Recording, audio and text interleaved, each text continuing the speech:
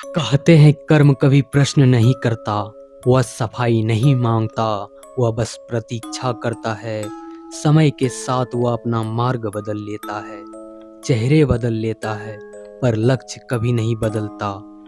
जो अग्नि किसी और के लिए प्रज्वलित की जाती है, वह अग्नि एक दिन अपना अधिकार लेने लौटती है।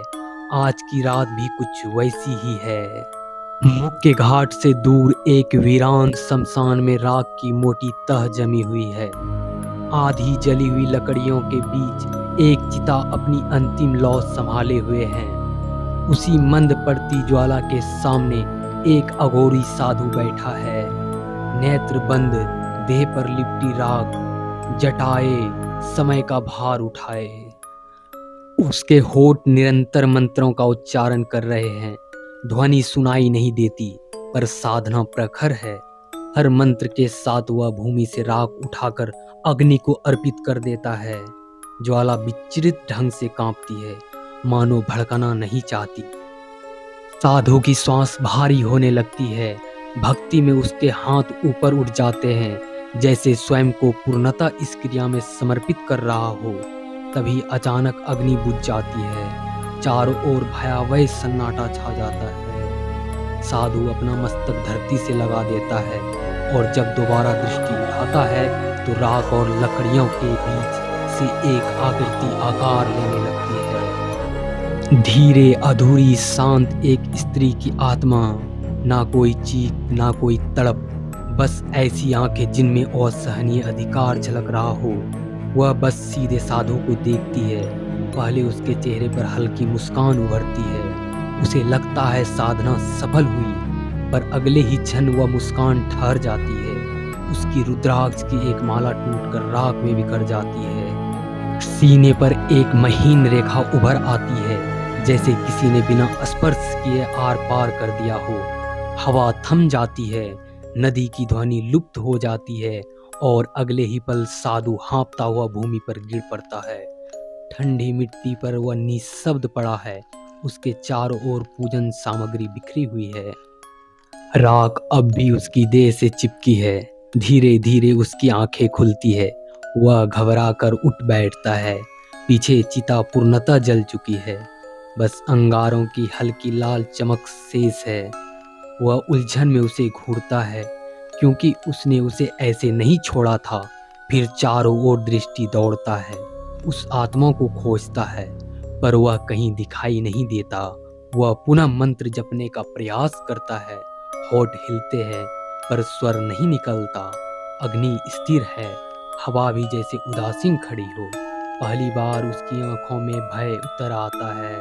बिना कुछ कहे वह अपना सामान समेटता है और शमशान से बाहर निकल जाता है। उस अंधेरी पगडंडी पर जो जंगल की ओर जाती है, अपने विचारों में डूबा हुआ उसे पीछे राख की परत हल्की सी सरकती है, मानो कुछ अदृश्य शक्ति अब मुक्त हुई हो। जब अघोरी अपने आश्रम लौटता है तो वहां ग्रामवासियों की भीड़ लगी मिलती है। वह सबको हटाता है और भीतर प्रवेश करते ही ठिठक जाता है।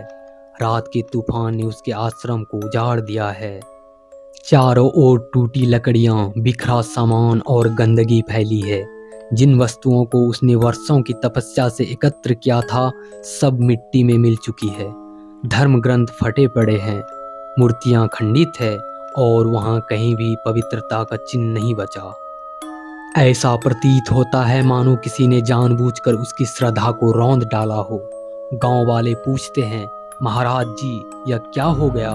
वह शांत स्वर में कहता है, साधु के लिए सब भस्म समान है, पर लोग कहते हैं गांव का कोई घर प्रभावित नहीं हुआ, केवल आपका आश्रम ही उजड़ा है। क्या यह किसी अनिष्ट का संकेत है? वह उत्तर देता है, ईश्वर सबका कल्याण करेंगे। आप निश्चिंत रहे और अपने घर लौट जाएं, मैं संभाल लूंगा। गांव वाले धीरे धीरे चले जाते हैं। कुछ ही क्षणों में वह अकेला रह जाता है।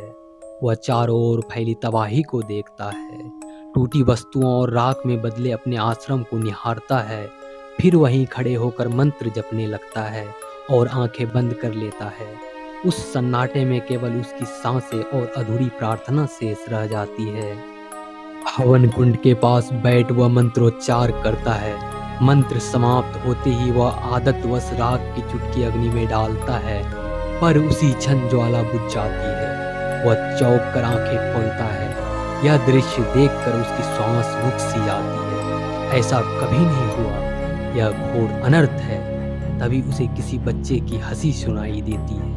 वह मुड़कर जंगल की ओर देखता है।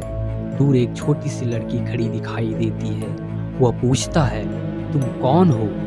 बच्ची मौन रहती है। वह कहता है, डरो मत, मैं तुम्हें हानि नहीं पहुंचाऊंगा। पर वह अचानक मुड़कर जंगल में दौड़ जाती है। साधु उसके पीछे भागता है, पर वह पेड़ों के बीच ओझल हो जाती है। तभी उसे एक फुसफुसाहट सुनाई देती है, अश्वनी। वह घबराकर चिल्लाता है, कौन है? जंगल उसका नाम बार बार लौटा देता है। भय से वह अपने कान बंद कर लेता है और भागकर बाहर निकल जाता है। शमशान के उस स्थान पर पहुंचकर वह उस लकड़ी के पट को देखता है जिस पर हाल में दाह संस्कार हुए लोगों के नाम अंकित है। वही स्थान जहां उसकी साधना भंग हुई थी। नाम पढ़ते ही उसे ज्ञात होता है कि जिस सब को वह जगाने का प्रयास कर रहा था वह एक किन्नर थी, अपराजित। उसके मन में प्रश्न उठता है, यदि वह अपराजित थी तो अश्वनी कौन? उलझन लिए वह लौट जाता है। आश्रम में बैठकर वह मंत्र स्मरण करता है, पर शब्द भूल जाते हैं, मानो किसी ने उसकी स्मृति पर पर्दा डाल दिया हो। अचानक उसे आभास होता है कि कुछ प्रारंभ हो चुका है। भय गहरा जाता है। वह पानी लेने जाता है, पर घड़ा गायब है। इधर उधर खोजते उसे पुराने ग्रंथ मिलते हैं। वह पढ़ने लगता है। तभी उसका शिष्य सतीश आता है और बहन के विवाह समारोह का निमंत्रण देता है। साधु सहमति देता है। समारोह में बैठा हुआ भीड़ से अलग सब देख रहा है। मंच पर एक बालिका गा रही है। अचानक वातावरण बदलता सा प्रतीत होता है। उसे किन्नरों की ताली जैसी ध्वनि सुनाई देती है। वह घबराता है, पर देखता है कि लोग तालियां बजा रहे हैं। फिर उसे पास किन्नर की आत्मा दिखाई देती है जो धीरे धीरे ताली बजा रही है। पलक झपकते ही वह गायब हो जाती है। भयभीत होकर वो वहां से निकल जाता है। जंगल में दौड़ते हुए उसे अतीत की झलक दिखाई देती है। अश्विनी, जिसे किन्नरों ने प्रेम से पाला था, गांव वालों को अंधविश्वास छोड़ने और सब धर्मों का सम्मान करने की सीख देती है। साधु समाज उससे क्रोधित था। उसे डायन कहकर जंगल में ले जाया गया। जंजीरों में बांधकर मंत्रों के बीच बैठाया गया। विनती व्यर्थ रही। उसे अग्नि के हवाले कर दिया गया।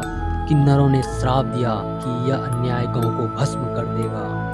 वर्तमान में विवाह स्थल पर शॉर्ट सर्किट से भयानक विस्फोट होता है। साधु दूर से देखता है और भयभीत हो भागता है। मार्ग में अपराजित की आत्मा प्रकट होती है। वह दया की याचना करता है। आत्मा शांत मुस्कान के साथ उसे हवा में उठाकर उसी शमशान की ओर ले जाती है। रुद्राक्ष की मालाएं गिरती जाती है। अंततः वह उसी स्थान पर गिरता है जहां अपराजित का दाह हुआ था। चारों ओर किन्नरों ने घेरा बनाकर खड़े हैं। जलती चंदन लकड़ी आगे बढ़ाई जाती है। वह क्षमा मांगता है, पर अपराजित अग्नि उस पर डाल देती है। वह जल उठता है। उसकी आंखें हवा में गूंजती है और उस दृश्य से मिल जाती है जब अश्वनी को निर्दयता से जलाया गया था। अंत में बस राख बचती है, न सत्ता का, न अहंकार का, न छल का। जो स्वयं को ईश्वर का दूत समझ बैठा था वह भी उसी अग्नि में समा गया जिसे उसने कभी दूसरों के लिए प्रज्वलित किया था। जंगल फिर शांत हो गया। नदी ने दोबारा बहना शुरू किया। गांव पर छाया धुआं धीरे धीरे आसमान में विलीन हो गया। किन्नरों का वह घेरा भी एक एक करके अंधेरे में खो गया, मानो न्याय पूरा होते ही उन्हें इस धरती से कोई और काम ना रहा हो। शमशान की मिट्टी ने एक और कहानी अपने भीतर दफन कर ली, पर इस बार राख में भय नहीं था, एक संतुलन था, जैसे प्रकृति ने अपना हिसाब बराबर कर लिया हो। गांव के लोग लंबे समय तक उस रात को याद करते रहे। कोई खुलकर बात नहीं करता, पर हर दिल जानता था कि अन्याय की आग देर से सही लौट कर जरूर आती है, और जब लौटती है तो पहचान, पद, वेश कुछ नहीं देखती। दोस्तों, कहानी यहीं खत्म नहीं होती, क्योंकि कर्म की चाल धीमी जरूर है पर अंधी नहीं। जो बोया जाता है वह किसी न किसी रूप में उगता है और कभी न कभी न्याय इंसानों के हाथों नहीं, आत्माओं के जरिए लिखा जाता है। अगर आपको यह कहानी रहस्यमयी लगी, अगर इसकी सिहरन आपने महसूस की, तो इस सफर को यहीं मत रोकिए। ऐसी ही डर, कर्म और अनकहे सच की कहानियों के लिए हमारे साथ जुड़िए। और वीडियो पसंद आया हो तो इसे लाइक करें, अपने दोस्तों के साथ शेयर करें और चैनल को सब्सक्राइब जरूर करें। साथ ही बेल आइकन दबाना ना भूलें, ताकि हर नई कहानी की आहट सबसे पहले आप तक पहुंचे। याद रखिए, हर रात एक रात छुपाए बैठी है, और हम फिर लौटेंगे एक नई कहानी, एक नए साए और एक नए सच के साथ। तब तक सतर्क रहिए, सुरक्षित रहिए। धन्यवाद।